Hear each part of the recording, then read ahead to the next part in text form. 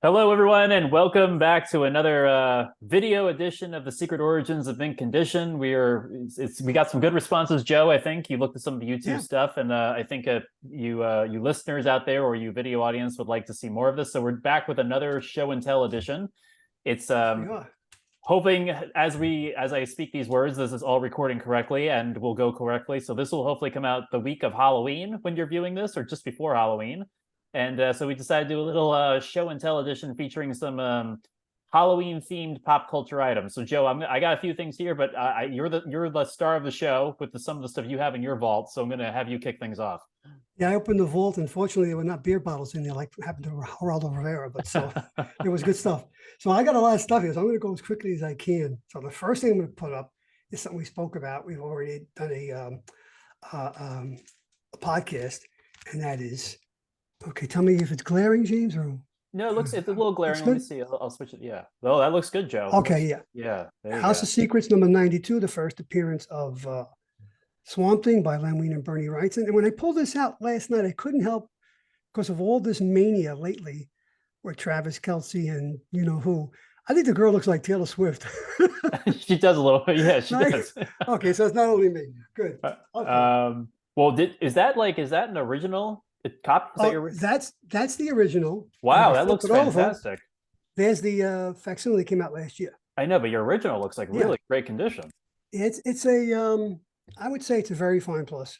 Yeah, that's fantastic. Wow. And that's pretty amazing because I bought it in 72 when it came out, and I must have known that this was going to be a special book, and I guess I took special care of it. I don't know. Yeah, it looks great. I mean, it looks as good as like what's in my omnibus edition, like Cool. the colors and everything.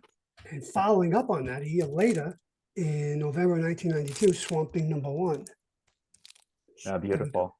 Yeah, Yeah, I do have a copy of that. It's mine is like right under Swamp Thing's hand, is signed by Bernie Wrightson. So and your copy survived the fire. it did. That's the famous the sole issue that survived the mint condition fire. So yours, that looks beautiful too, Joe. This is a I got it as a very fine plus. Yeah, that looks fantastic. Good. Okay. Yeah. And then we have something that doesn't get much play, but here it is, Demon #1. Oh, it's a John Byrne, right? Oh, no, Jack Kirby. Yeah, oh, Jack Kirby from September 1972. Of course, Jack Kirby. And here we go. Yeah. And I remember when this came out. This was one of the books that lasted. This and Kamandi lasted longer than his fourth world of DC. They didn't last too long. Then in 1969, when I was a boy, I guess I was just 13 years old, I picked this up. I've never heard of that book. What is that? Witching Hour. Yeah, it was one. DC had just switched all their adventure books to mystery and horror. House of Mystery, House of Secrets, Tales of the Unexpected, and they came out with this new #1 in March of 1969. And most of the interior is Alex Toth. Wow. Covers by Nick Cardy, who's mostly known for Teen Titans and Aquaman, obviously. It's a very distinct. I've never seen a cover like that before from a DC book. Like James, this is very a representative of DC Comics, horror comics at that time, late 60s, early 70s. Yes. Yeah, it's very yeah, I just never seen like the colors and the outline and the design. I've just never seen anything like that before. Beautiful, right? And then we got from February 1972, my favorite Phantom Stranger comic of all time, and one of my favorite comic book stories of all time. This is in my top 5, like a Ghost from the Ashes. Wow. And this is by Len Wein, the great Len Wein, and Jim Aparo. And Neal Adams did the cover, and look at the horror on that guy's face. Yeah. Is that what issue? What is that? What you say? Issue number what is that? Issue number 17. 17. Right? So wow. Oh, hit the microphone. There we go. Okay. And now we get to some of the more classic stuff. Here we have House of Mystery, number 200. Classic issue. Yeah, we posted that on our Instagram audience. Yep. Mike Kaluta, known for his later on, a few years later, doing DC's version of The Shadow, but great artist, interior and great covers. Mike Kaluta. Very nice. Yeah, fantastic. And then we hit House of Secrets, number 200. Okay. Wow. And this is a Bernie Wrightson cover. Yeah, definitely Bernie. You can see with the faces, the nose and the chin is definitely Bernie. Yeah, isn't that gorgeous? What a beautiful cover. Very atmospheric, scaring the crap out of poor kids at the time. And then we have House of Secrets number 150. And James, can you name the artist? No, who is that artist? He's mostly known for his work over at the Competition, a cosmic artist and writer. Oh, is that Jim? Yep. No, is it Jim Starlin? Yes, it is. Wow, Jim Starlin. Isn't that a Okay. cool cover? Yeah, that's very cool.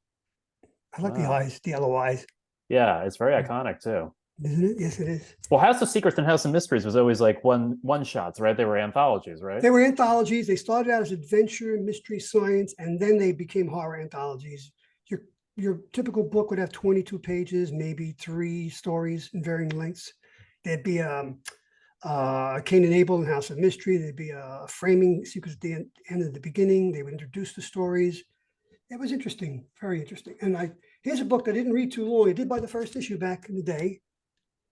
John Constantine, John Constantine. as making his first appearance in the pages of Alan Moore's Swamp Thing. Cockroaches on the cover, so I can't. Yeah. But if I remember, this was the that short-lived NBC episode. Yes. Well, they used this particular book for the first episode. Oh well, yeah. Well, that show went what six episodes, and then he moved over eventually to Arrow and Legends of Tomorrow. That actor. Yeah, I think a little more than that possibly, but I have my Marvel stuff now. Do you want to show your stuff? Sure, I'll show well, Joe, kicking off your Marvel stuff. This is what I've been reading this Halloween. Is my Oh, you're so like. I was just looking at that on Amazon this morning. I almost clicked to buy it. Now I'm definitely going to buy it. Yeah, this is the entire run of the monster of Frankenstein. Excellent stuff. I mean, it's I mean, the first 3 issues are a sort of retelling of Mary Shelley's classic work, and then the monster survives past that. And yeah, it's beautiful. I mean, yeah, it's in color, right? In color, yep. Let's see. Yeah. I almost purchased that this morning. I think it's worth it. It's worth it. It's a great book. It's like 500 pages long, and it's got beautiful art. They did a great job at rendering it and everything. So yeah, and now let me see what else do I got here. I got out of the comic books. I go to my collectibles. This has been out for a while, but I thought I'd show him here. This is the McFarlane Swamp Thing action figure. Oh, nice. How tall is he? Well, here I'll put him a size comparison. This is the Batman I did in our last show and tell. Oh, well, that would be about right in that world, right? He's like 12 feet tall. Yeah, so, exactly. Oh, neat. Highly detailed, articulate. He's kind of, I mean, the only thing, this is a fantastic figure, and obviously Swamp Thing doesn't usually get this kind of love in action figure form. The only thing I wish is he's based on the New 52 design, which is fine. I would like that. I'd like one that is based upon the, I always forget his name, and it's terrible. I'd love a Bernie one, but also the one who did the Alan Moore run. That was Steve. That's not Steve Bissett, right? Steve Bissett, and then after him, he took after Bissett, it was Yates. Yates, yeah. I would love a Bissett Swamp Thing, I agree. Or I'd like a Bernie one too. McFarlane keeps going with this, and he likes monsters, so that's what I hope for. So yeah. What else you got, Joe? Let's go to Marvel horror. Boom. Oh yes. Not the first appearance, but his first story in an ongoing Man-Thing. Adventures at the Fear number 10. Gray Morrow cover. Yes, and audience, if you're listening to this or you're watching us on YouTube, hello YouTube audience. We put a clip of this on our YouTube page of our podcast. But if you like that and you haven't listened to it, we have a whole podcast for Halloween where we delved into the Man-Thing. So Man-Thing and Swamp Thing. Yeah. And Swamp Thing, yes. Man-Thing number 1. Beautiful. It's let's see now. My notes here. That is right down. I guess it's. I think it's Frank Brunner. Yeah, Frank Brunner. Yeah, Joe. That's what would you rate? That's a very fine book, right? Very fine. Yeah, I have my rating is VF and near mint. It does look near to mint to me. I don't see any no creases, no yellowing. Like a thing that just looks like perfect. The only thing about these books, they look great on the outside, but unfortunately, the paper stock, especially in the late 60s and early 70s, was really cheap. So when you open up the book, you're rarely going to get white pages because I've had these books for 50 years. Yeah. So that may bring the grade down. You look at the cover, oh, that's near mint. And then you look at, the inside is like, what they call cream or tan. I see. So that could bring it down a bit. But I mean, who's keeping them that pristine? Is someone put them in a humidor after they get them? Like, well, they put the baseballs in that ballpark in Arizona in the humidor. We're watching the playoffs. Giant size Man-Thing number 1. There's that character that was fighting the Man-Thing that's based, I guess, on the original Heap, first swamp Okay. monster from back in the 40s. Yeah, okay. Called the Glob here, I think. Is that what they call him on the cover? The Glob. Yeah, very cool. So, well, honoring the past and making way for the future. Yeah, there you go, right? And here we go, James. You just showed the collection. I'll show issue number 1. Oh, fantastic. Yeah. Great book. Good art, good artwork. I like the yellow bandages. Why are they yellow? Yeah, I don't know. This was a fun retell. I mean, no, Marvel took, liberties with the Mary Shelley book Obviously, and yeah. changed things. But yeah, this is, that's Mike Ploog, right? Oh, yeah, that's Mike Ploog. Yeah. He's the almost horror master of the 70s. certainly right. Here we have a giant size Chillers number 1 featuring the origin or first appearance of Lilith, Dracula's daughter. Wow. Not Lilith, Fraser Crane's ex-wife. So Fraser might argue with that. Yeah, well, that's exactly. We're thinking the same thing. She's supposed to pop up on the new show. Yeah. So is this a continuation of like the Tomb of Dracula? This came out simultaneously. Yeah. Oh, okay. It was standalone, and this story, giant size. Let's see. Did I write down the information on that? I think I did. Giant size Chillers. John Romita Sr. did the cover. Beautiful. And the inside is by Marv Wolfman, Gene Colan. Gorgeous comic book on the inside. Yeah. Another again, Joe, like pristine quality book you got there. Thank you. Yes, I've tried over the years switching bags out, putting them in Mylars and whatnot. He's a character I'm not sure you're familiar with. Brother Voodoo.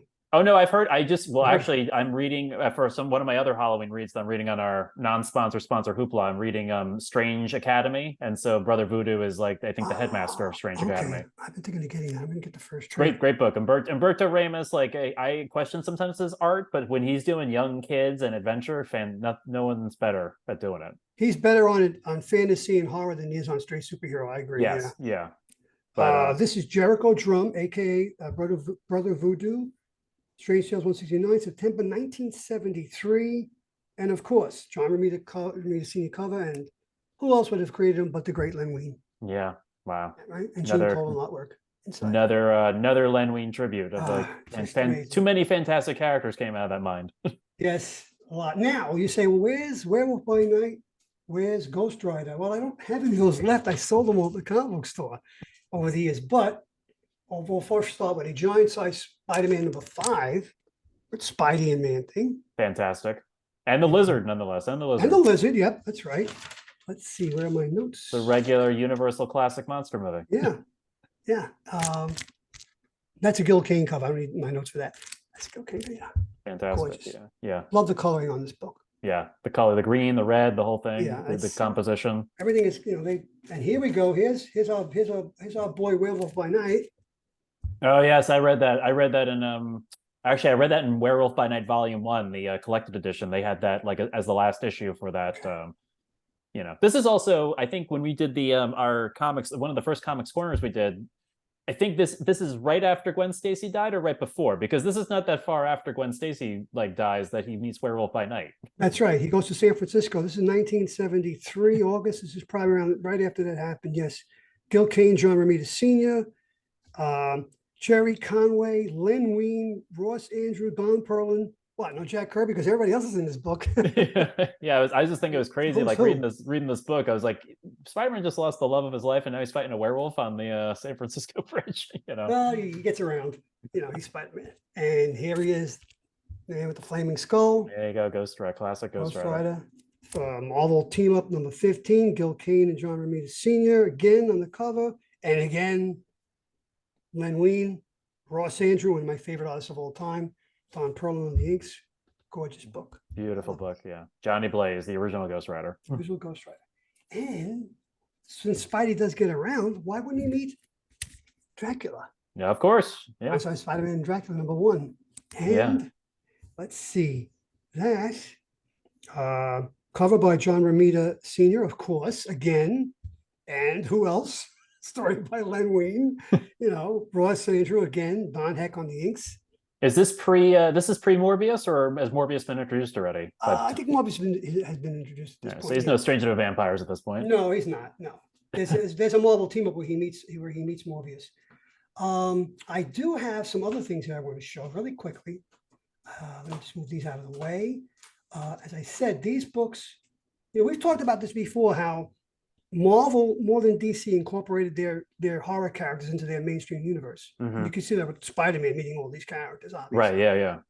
Later on, the Fantastic Four would meet them. Daredevil had a couple of run-ins with Man-Thing. So it's, it's fair. It's standard fare. Swamp Thing meets Batman issue number 7. And then, of course, when Alan Moore takes over Swamp Thing, well, the entire DC universe is his backyard, so to speak. Yeah. Now, for something truly horrific, I picked out 3 graphic novels. And the first one I have here is The classic Arkham Asylum there. Dave McKean from 1989. I was looking at this book again yesterday. It's truly horrific on the inside. This was an amazing book. And since we have horror crossing over with other genres, why not Jonah Hex? Oh yes, yeah, of course. Pretty horrific looking character, right? Yeah. So this was from 2010. And again, horror, superheroes. Maybe DC was late to the game, mixing the horror and superheroes. But in 2009, 2010, Jeff Johns and Ivan Reis put that to rest with Blackest Night. Blackest Night, yeah. The resurrection of all the dead superheroes. Oh yeah, this doesn't have the fold out like the comic book does. Remember the fold out with all the dead guys coming back? But it's in this. So yeah. So there you go. That's a smidgen of horror across the ages with DC and Marvel. Fantastic, Joe. I'm going to throw one last thing, one last collectible. Okay. But this is like the toy company NECA. One of my favorites did this a few years ago, maybe last year. But this is like the NECA classic Wolfman. Lon Chaney Jr. Lon Chaney Jr. Black and white edition. I'm just showing the Wolfman himself, but they also sell with this character. You also get a Larry Talbot head, which looks dead build the figure, dead likeness to Lon Chaney Jr. So one Wolfman's my favorite character too. This figure not only honors the Wolfman character, but also honors the legacy of Lon Chaney Jr. So that's a great figure. It's fantastic. It's fantastic. So how tall is he? 6 inches? He's about the size of a. We can have our Batman meets the Wolfman. So, but anyway, that was great, Joe. That was great. You got You're welcome, James. I'm glad we were able to do this. Yeah, these are fun. I like showing off my stuff. Yeah, no, you got a fantastic collection. So thank you. Might as well show it off. Yeah, for our listeners and our now viewers, hopefully. Yeah, absolutely. So, well, audience, if you've enjoyed this show and tell edition, please let us know in the comments. We'd love to hear from you to let us know whether or not you're enjoying this, and we should continue to do these. Periodically, at least once a month. We try to aim to do them if you're enjoying them. And if you're joining us for the first time, or you're only listening to us via YouTube, we have a whole back catalog of almost 160 episodes of the podcast, which is available on Apple and Spotify. You can just look up The Secret Origins of Mint Condition. I'm sure. We have an episode on probably something that would interest you. So if you just go through our catalog long enough, I'm sure you'll find something. And we thank you for taking a moment to dive into our show and tell. And thank you for looking at Joe's immense and massive and super pristine comic book collection. We'll talk to you on the next episode. Hey, guys.